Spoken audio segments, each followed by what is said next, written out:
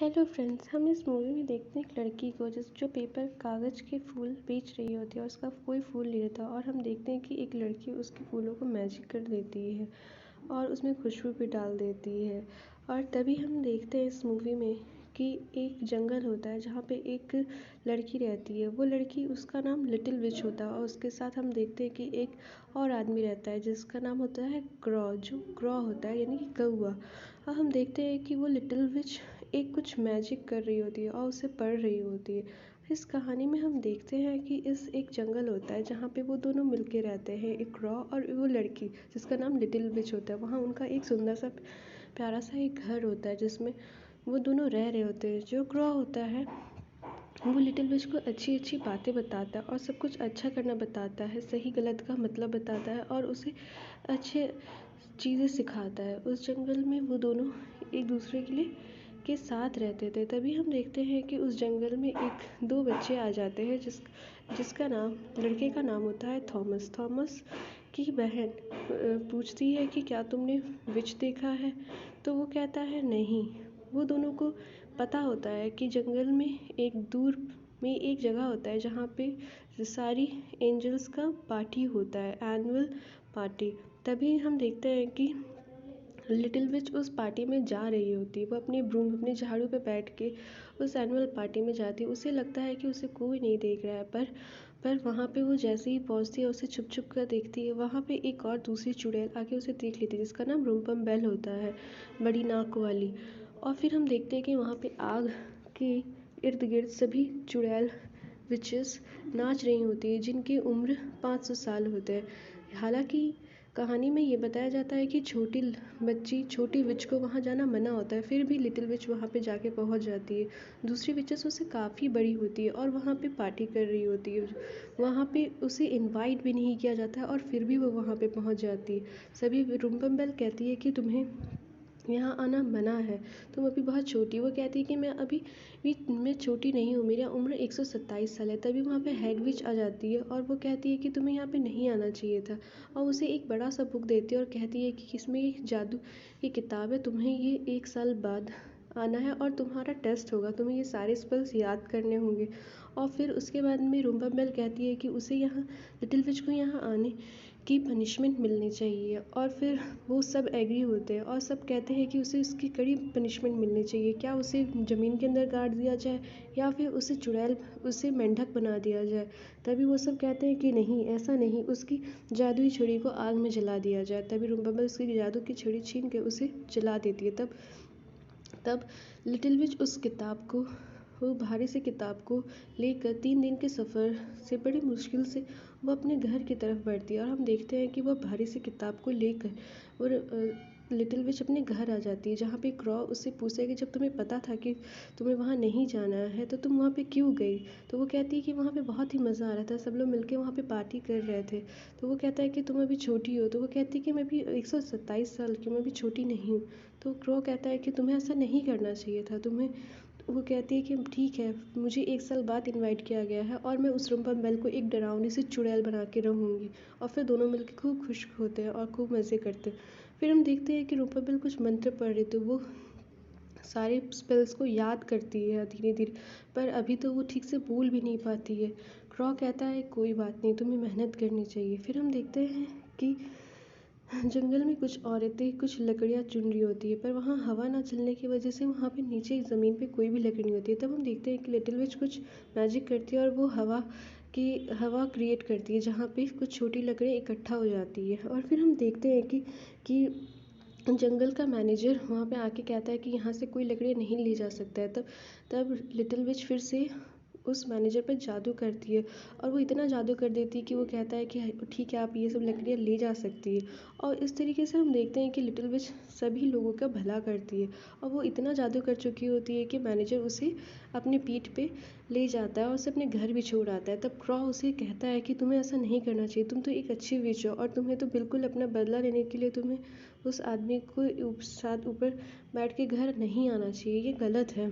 तो उसे वो हमेशा अच्छा गलत सिखाता है। फिर हम देखते हैं कि लिटिल विच अब एक मार्केट जाती है क्योंकि उसके ब्रूम को, उसके झाड़ू को सभी विचेस ने मिलकर जला दिया था। हम वहाँ देखते हैं कि थॉमस और उसकी सिस्टर उस मार्केट में आई होती है और उसकी मदर के पास पैसा नहीं होता है कि वो कैंडी खरीद सके, तब वो पहले अपने लिए झाड़ू खरीद लेती है और कुछ कैंडीज़ खरीदती है और कुछ मैजिक करके थॉमस के सिस्टर की पॉकेट में वो कैंडी रख देती है। तब उसकी सिस्टर देखती है कि ये कैसे हुआ। तभी हम वहाँ देखते हैं कि एक लड़की जो पेपर की फ्लावर बेच रही होती है, वो लिटिल विच को कहती है कि मेरा फ्लावर कोई नहीं ले रहा था। वो उस फ्लावर पे मैजिक करती है और उससे बहुत ही ब्यूटीफुल और बहुत ही सुगंधित बना देती है। तब वो देखती है कि सभी फ्लावर उसके बिकने लगते हैं और ये देख कर लिटिल विच बहुत ही खुश हो जाती है। वो हंसते खेलते अपने घर आ जाती है अपनी झाड़ू को लेकर। तब वो उड़ के आती है क्योंकि अब उसके पास झाड़ू है अपना। तभी हम देखते हैं कि थॉमस और उसकी सिस्टर जंगल के रास्ते में एक बास्केट लेकर घूमते घूमते वो लिटिल विच के घर आ जाते हैं और फिर वो कहते हैं कि ये तो वही लड़की है जो मार्केट में आई थी। तब वो उसे वेलकम करके उन दोनों बच्चों को खूब खाना खिलाती है। तभी तभी वो लड़की थॉमस की सिस्टर लिटिल विच को कहती है कि क्या तुम विच हो, क्या तुम चुड़ैल हो। तब वो थॉमस कहता है कि तुम्हें ऐसा नहीं पूछना चाहिए, तुम्हें ऐसा नहीं बोलना चाहिए। पर लिटिल विच उन लोगों को मैजिक करके दिखाती है। वो इस तरीके से कई सारे मैजिक करती है और बच्चों को खुश करने के लिए वो ढेर सारी मैजिक करती है और बच्चे खूब खुश होते हैं और वो सबको मज़ा कराती है। और धीरे धीरे हम देखते हैं कि वहाँ पे बेल बजने लगता है और दरवाजे पे जब जाती है तो वहाँ पे उसे रुम्पम बेल मिलती है। रुम्पम बेल को वो घर में ले आती है और फिर रुम्पम बेल उससे पूछती है कि क्या तुम्हारे घर में कोई है। तो रुम्पम बेल कहती है कि नहीं, मेरे घर में कोई भी नहीं है। पर उसे मनुष्य का, उसे मैन का, आदमी का, बच्चों के स्मेल आते हैं। तो वो पूछती है कि मुझे कुछ स्मेल आ रहा है। तभी वहाँ पे हम देखते हैं कि बच्चे छींक देते हैं और आज तो फ्राइडे का दिन है। तो वो कहती है कि मुझे ऐसा लग रहा है कि यहाँ पे कोई मैजिक हुआ और फ्राइडे को मैजिक करना मना था, फिर भी लिटिल विच ने मैजिक किया था। तो रुम्पम बेल सब कुछ अपने डायरी में नोट कर लेती है और फिर वो दोनों सिबलिंग्स उस अपने बास्केट से देखते हैं और तब देखते हैं कि दोनों बच्चों ने छींक देते हैं। तो उन्हें वो छुपाने के लिए ये लिटिल विच कहती है कि मैंने छींका। वो ये सारी बातें रुम्पम बेल अपनी डायरी में नोट कर लेती है और फिर हम देखते हैं कि वह अपने उन दोनों बच्चों को वो कहती है कि तुम यहाँ से जाओ। पर रास्ते में रुम्पम बेल उन दोनों बच्चों को देख लेती है और वो श्योर हो जाती है कि ये दोनों वही बच्चे हैं जो लिटिल विच के घर रह रहे थे। तब क्रॉ उसे समझाता है कि जब फ्राइडे को मैजिक करना मना था तो तुम मैजिक क्यों की।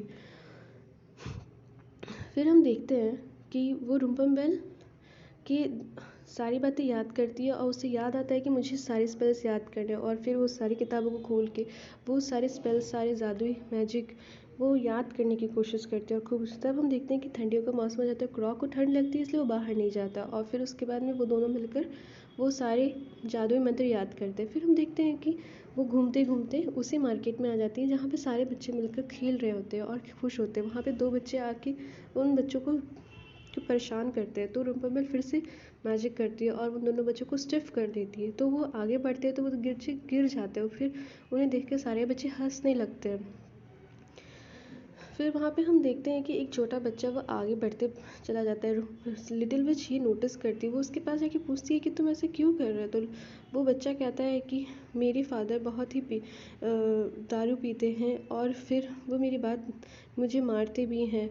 तो फिर लिटिल विच उस बच्चे की मदद करने की सोचती है, उसे हेल्प करती है। फिर वो वहाँ पे जाती है जहाँ पे उसके फादर ड्रिंक किया करते थे। फिर वो वहाँ पे जाके वो सभी लोगों पे मैजिक करती है। वो ऐसा मैजिक करती है कि वहाँ पे सारे लोग जो जुआ कर रहे थे तो उनकी बॉल में ऐसा मैजिक करती है कि वो सारा प्लेस वहाँ पे टूट जाता है। वो वहाँ का मैनेजर उन सभी लोगों को निकाल देता है जिसमें से उस बच्चे का फादर भी होता है। फिर वो बच्चा अपने फादर के पास जाता है, तब उसके फादर को रियलाइज़ होता है कि मैं गलत था और वो अपने बच्चे को गले लगाता है। वहाँ पे एक बिल्ली को दिखाया जाता है जो बिल्ली रुम्पम बेल की। तो रुम्पम बेल सब कुछ नोटिस कर रही होती है कि ये लिटिल विच तो अच्छी विच है, ये तो बुरी विच है ही नहीं। फिर हम देखते हैं कि लिटिल विच अपने घर पहुँचती है जहाँ पे तो बहुत सारी कैंडल्स जलाए होते हैं, केक होता है।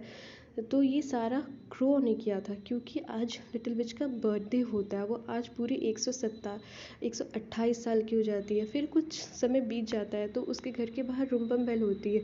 रुम्पम बेल कहती है कि तुम्हें याद है ना कि तुम्हारा एग्ज़ाम है, तुम्हारा टेस्ट है। तो वो कहती है कि हाँ मुझे याद है और मुझे सारे स्पेल्स भी याद हैं, आपको चिंता करने की कोई ज़रूरत नहीं है। मुझे याद है कि मुझे हेड विच ने इनवाइट किया है और मैं ज़रूर आऊँगी। फिर वो दिन आ जाता है, तब लिटिल विच अपना ब्रूम लेके उस एनुअल पार्टी की ओर बढ़ने लगती है, जहाँ पे हम देखते हैं कि एक जंगल होता है जहाँ पे वो चल रही होती है। फिर हम देखते हैं कि वहाँ पे आग जल रहा होता है जहाँ पे पार्टी होती है, उसके इर्द गिर्द सभी विचेस पार्टी कर रही होती है, इंजॉय कर रही होती है। फिर वो वहाँ जाती है, वो कहती है कि मुझे सारे मैजिक्स याद है। तो सारी विचेस कहती है कि तुम मैजिक करो, वो सारे मैजिक करके दिखाती है। तो हेड विच कहती है कि ओके वेरी गुड, तुम्हें तो सब कुछ याद है। तब रुम्पम्बेल हेड विच को बताती है कि एक बात है कि ये अच्छी विच है, ये सबकी मदद करती है, और दूसरी बात ये कि ये भी छोटी है, तो हम इसे इस पार्टी में नहीं शामिल कर सकते हैं। तो हेड विच कहती है ये तो बहुत बड़ी बात होगी, तुमको तो इस पार्टी में इनवाइट नहीं कर सकते क्योंकि तुम अच्छी विच हो, तुम बुरा नहीं करती हो, तो ये तो ख़राब बात होगी। वो कहती है कि सॉरी पर ऐसा नहीं है। तो फिर उसके बाद में उन लोग कहते हैं कि ठीक है, अगर तुमको इस पार्टी में इनवाइट होना है तो तुम्हें कुछ बुरा करना पड़ेगा। तो फिर उन लोग कहते हैं कि ठीक है, हम लोग एक प्लान करते हैं कि तुम्हें घर जाके उन दोनों बच्चों को मारना पड़ेगा, और फिर जब तुम उस दोनों बच्चों को मार कर या फिर तुम उन दोनों बच्चों को पत्थर का बना दोगी तो तुम इस पार्टी में आने के लायक बन जाओगी। वो कहती है कि नहीं, मैं ऐसा नहीं करूँगी, पर वो जैसे तैसे अपने घर आ जाती है, और फिर क्रॉ के ऊपर वो बहुत ही बरसती है और वो उसे बुरा भला कहती है, और वो कहती है कि तुम अगर यहाँ नहीं होते तो मैं अच्छी विच नहीं होती, मैं बुरी विच होती, तुम्हारे कारण सब कुछ हुआ, और उसे घर से निकाल देती है। फिर कुछ समय बीत जाता है, फिर वो लिटिल विच थॉमस के घर जाती है उसे मारने के लिए, लेकिन जब वो वहाँ जाती है तो वो मैजिक नहीं कर पाती है, और फिर वो दोनों बच्चों को अपनी स्टोरी बताती है कि मैं विच हूँ और आज की रात मेरी आखिरी रात है, अगर मैं तुम लोगों के ऊपर बुरा मैजिक नहीं करूँगी तो मैं आज के बाद कभी भी मैजिक नहीं कर पाऊँगी। तो वो दोनों बच्चे बोलते हैं कि ये तो बुरी बात नहीं हुई, तो अच्छी बात हुई।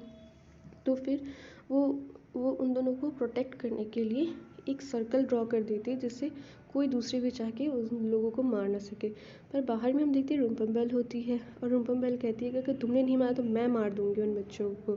तो लिटिल विच कहती है कि नहीं, मैं ऐसा नहीं होने दूंगी।